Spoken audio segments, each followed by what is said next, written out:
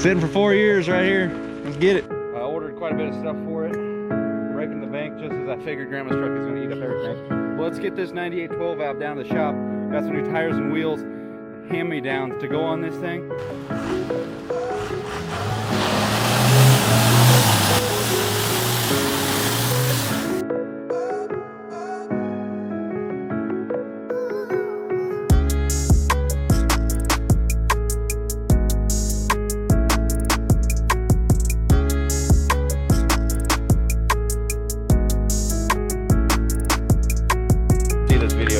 This truck will already be in quite.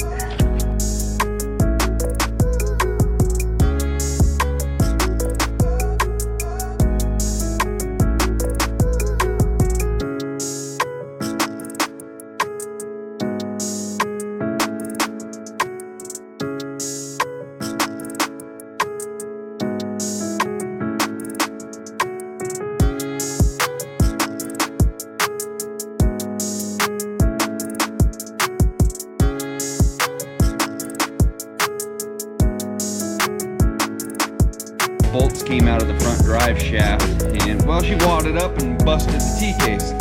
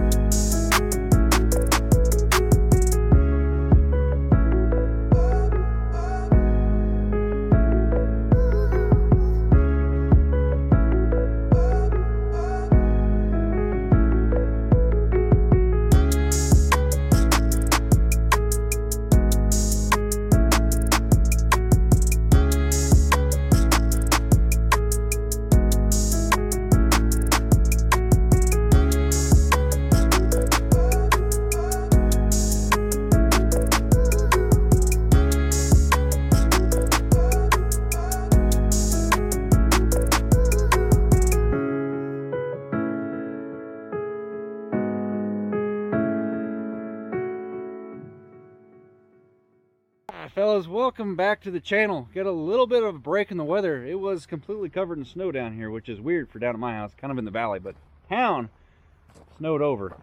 It's in the 30s right now. It's kind of cold, not bad. It's California. It's weird that we're getting weather, but anyway. So I just picked this truck up a couple weeks back, and I posted at the end of the video asking you guys if I should part it out or if I should try to fix it. And I said it would be a lot to make it the condition of that truck right there. And shoot from the hip is, I don't know, somewhere around 50-50 split without adding it up and giving an actual true number. But 50-50. So some of you guys wanted to see it. It gets torn apart. Tons of good parts on there.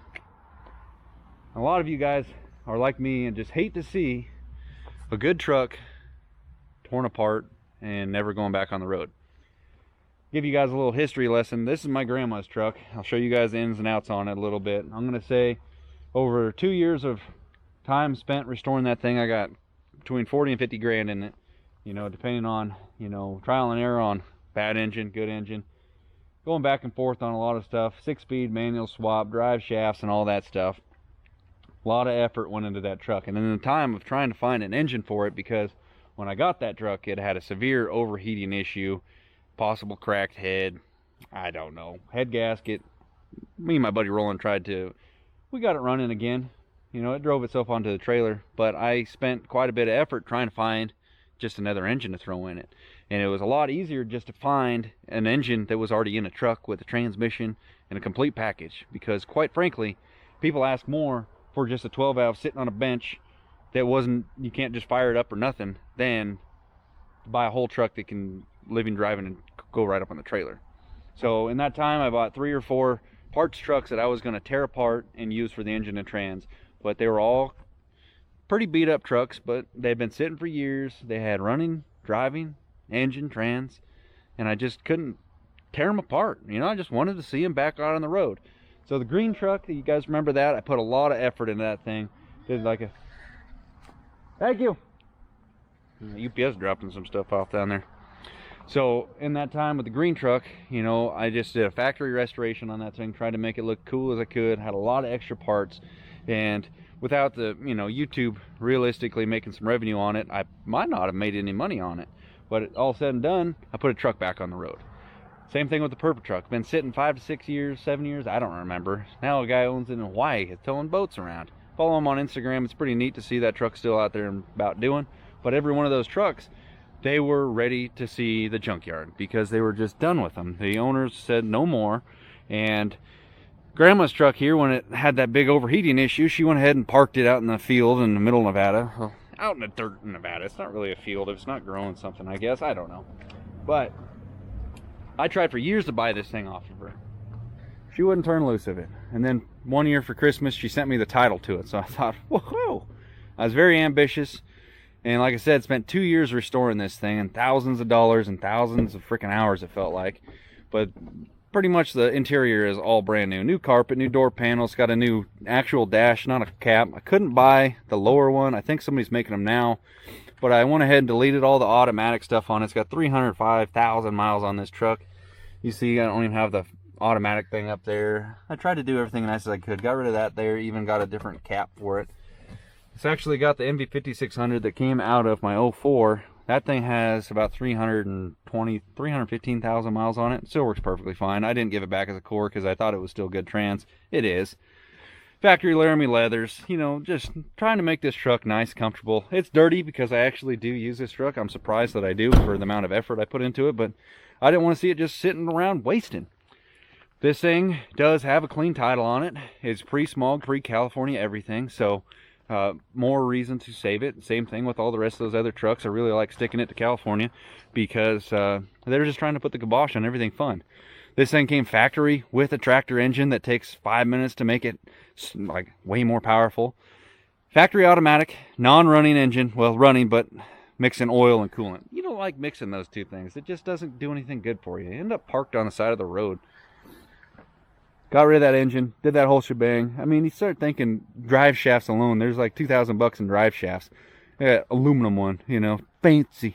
But that's what I wanted, you know, trying to make it right. Trying to get, if you found another donor truck with MV5600 on it, it would be a lot cheaper. So that's where this truck comes into play. Same truck, factory 5-speed, except for it comes with the 215 pump versus the 180. The 215 pump is a lot more desired pump from factory, but like I said, it doesn't take anything really to make these things way more powerful in 5 minutes. It's just mind-blowing that those came factory in a truck, you know, a DOT road truck, something that you could just, in minutes, you can make it just be chooching like a son of a gun. This thing does come with the factory leather, which I think is sweet. You never find those. At least it's the first one out of like the 20 plus of these second gens I've owned and flipped. And just, you know, before YouTube that I've been doing for 3-4 years, pretty consistent. The last 10 years I've been flipping these trucks, and they've all somehow ended up being 97 12 valves, which is nice because it's got the it doesn't have vacuum boosted brakes and stuff like that. It's actually got the power brakes. So like I said, this thing's 5-speed, got a good running engine in it. It is a nice little truck, except for it's been a work truck for a long time. And this truck was totaled at one point. The guy bought it back because it had an engine fire. He went ahead and fixed everything and kept using it for years. And I believe that was the truck's second chance on life, because every one of the trucks that comes to me is definitely getting its second chance on life. So by this guy fixing it, it's had its day, its week, its year, its months, and years on the road being a good, reliable work truck. It needs quite a bit of, you know, cosmetic things fixed. It does have a little cancer bleeding through. Nothing that I couldn't fix, but realistically, at the end of the day, a salvage title truck, if I'm going to keep it, 18-year-old me would just be absolutely stoked to have bought this truck for what I paid for it and been able to fix minimal things and just drive this bad boy. I would just probably hit it with a little orbital sander and rattle can it whatever color I desired, hit a suction cup and pull some of these dents out. But I have enough trucks as it is right now, and I have a lot of projects that would be way better with a 12 valve swap in it and a 5-speed.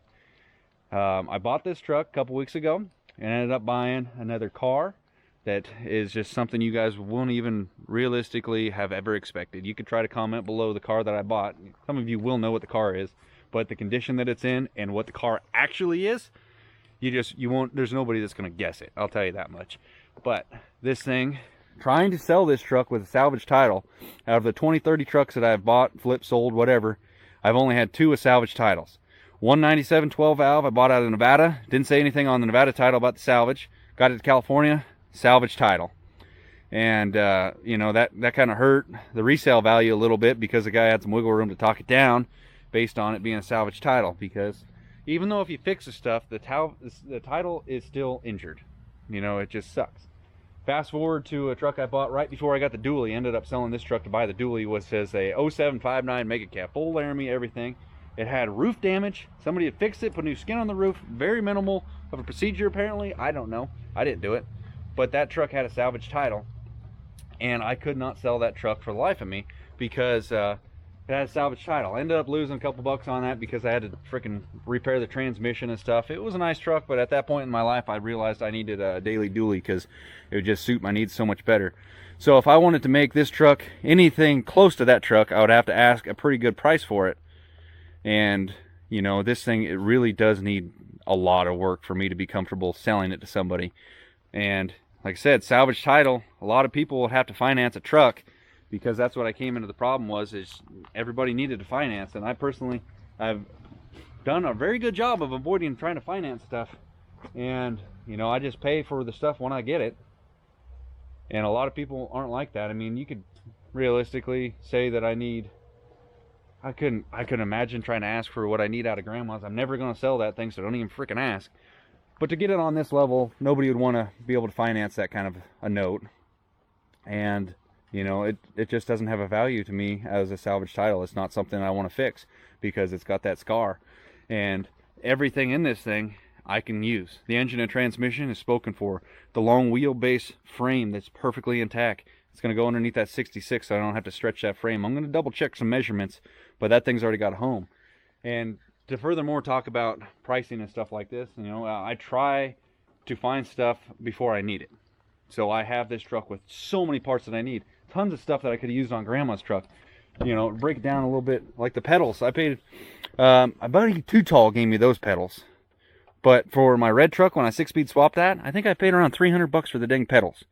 And then when it comes down to getting this little, it's a bummer that they put a dang hole through it. But, you know, this thing is, man, they're so expensive to try finding a factory original leather boot thing to go around it. You can get a late 2nd gen one with the cup holders, which is a lot better out. But to try getting one of those, that's like $400 to $500, you know. If I'm, my whole point being is, this thing is already made me the money that I paid for it. Like in just the parts that I have in inventory alone. Because let's say I take the engine out and I sell it for a couple grand. Next week, I need an engine. For whatever reason. And I find a new use that I could use one of those engines. Well, now it's going to cost me $3 to $4 grand for the engine. It's like, dang, I should have just kept the old one. And that's what I learned over the years is I've had a big inventory of 12 valve stuff. 2nd gen parts, all that stuff. And I either cut it up, used it for something else, and then later on I realized I want to get back in the 12 valve game. And it wasn't like I was hurting for storage area, but I thought maybe it'd be nice to have that couple bucks. Sure, I made a couple bucks, but then it cost me 10 bucks to, you know, fill that spot back up in my inventory. You know, all said and done, this thing is just a big vault of tons of extra parts, and a lot of them are all spoken for. So if you guys want to see what the engine and transmission is going to go into, you're going to have to switch over to the SAMSON Andrew YouTube channel. That's my personal car one. The V-Belt and Son one, I'm gonna try to keep it diesel related stuff, towing, and obviously the true tradition of what the channel really is the, you know, the forestry kind of stuff. But so switch over to that other channel. We're very close to getting it monetized, and I have months of footage of just unreal stuff that I personally like to post when it's monetized, so it could be worth all the expense of trying to fire up a second channel. Tons of car stuff that is just you wouldn't really expect. So that's where that engine and trans is going to go, and that's, you know, the bed is junk, the fender's junk, the cab, yeah, you could fix that, but wouldn't it be cool if you're going to do anything with a cab? You could probably get a 1500 cab that had suicide doors on the back, so you can actually use the back of the truck. You know, things like that to consider, you know.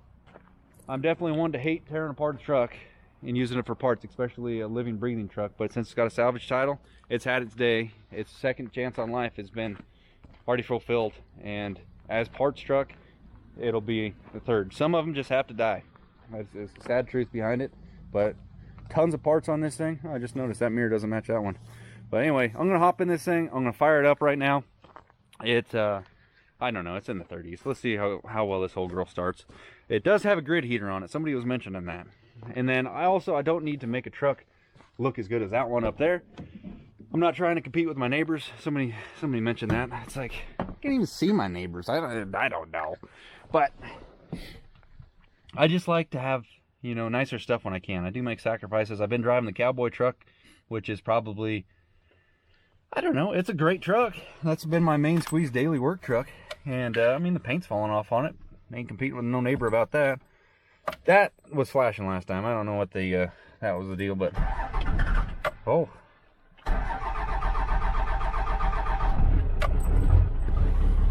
Look at it, smoking like a pig. 36 degrees. Like I said, it's snowing like a son of a bitch up in town. Anyway, I'm hoping to bring these batteries back to life, because those are those gel ones, and those things are expensive, so we'll see if those come back around. I don't know. Why are you flashing? No one cares. Anyway, definitely appreciate you guys watching my videos. It'd be awesome if we got to 100,000 subscribers before the end of the year. We're within a couple thousand, so that's very exciting, and I appreciate it. Also, check out the Instagrams down below, and be sure to check out the other channel. I'd be really stoked to get that one monetized so I could just knock out all that other footage. Tons of cool car stuff. That is where it all came into fruition, working on Dodge, because I always liked Mopar. I always liked Cummins. When I was a little kid, I found out that they actually had a Cummins in the Dodge. I was like, man, how cool. But oh, I think this thing's turned up, and it's got injectors and stuff too, because it smokes and hard starts not stock. I'll tell you that much. We'll see you guys in the next one. Like, comment, subscribe. Later.